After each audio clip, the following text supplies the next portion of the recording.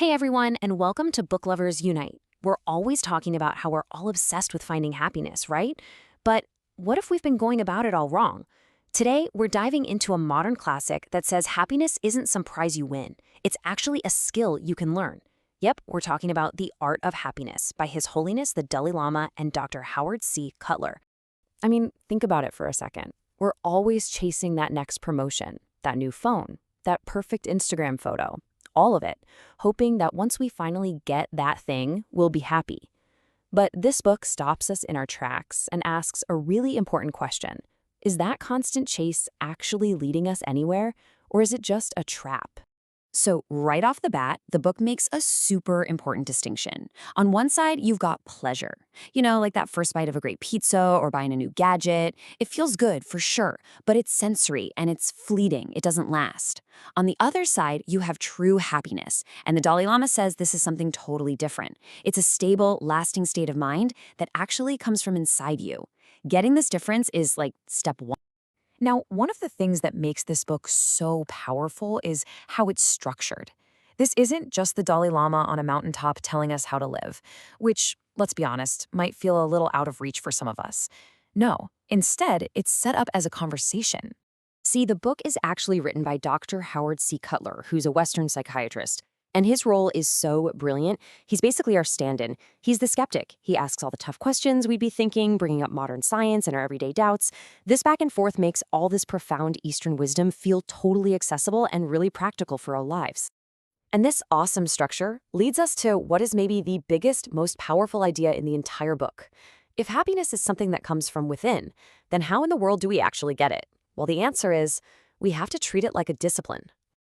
This quote right here, this is the heart of it all. The Dalai Lama is basically saying that it's not what happens to us that makes us happy or sad, it's how we respond to what happens to us. It really is an inside job. And if you're thinking, okay, that sounds nice, but where's the proof? Well, check this out. Dr. Cutler brings in the science talking about something called adaptation. There was this famous study that looked at lottery winners, people who got everything they ever wanted, and compared them to people who had terrible accidents. And you know what they found? After about a year, both groups went right back to their original baseline level of happiness.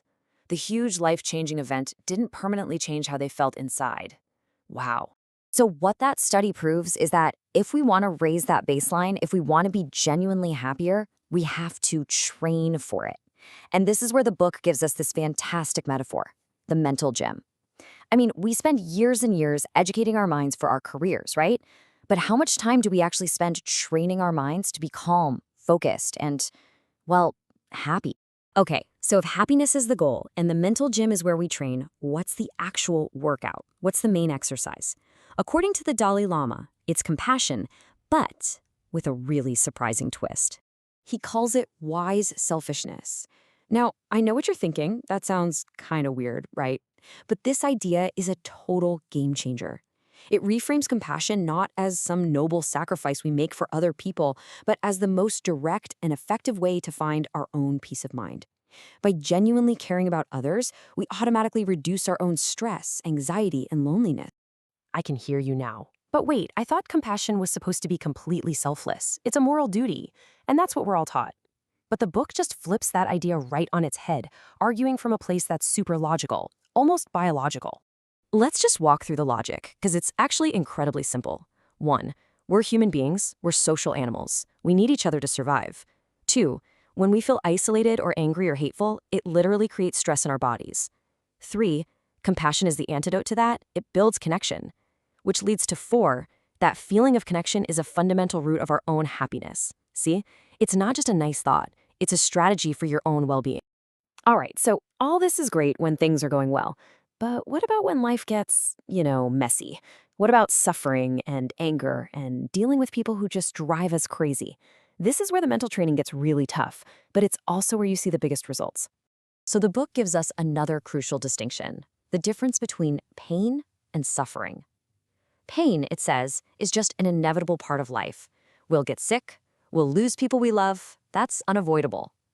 But suffering, well, suffering is the extra layer of mental drama we add on top of it. It's that story in our head that says, this shouldn't be happening to me. The book argues that if we can learn to just accept the reality of pain, we can dramatically reduce our own suffering. And this leads to a pretty radical shift in perspective.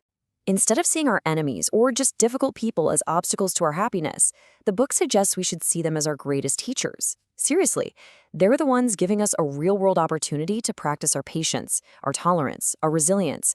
After all, without them, how could we ever know if our compassion was the real deal?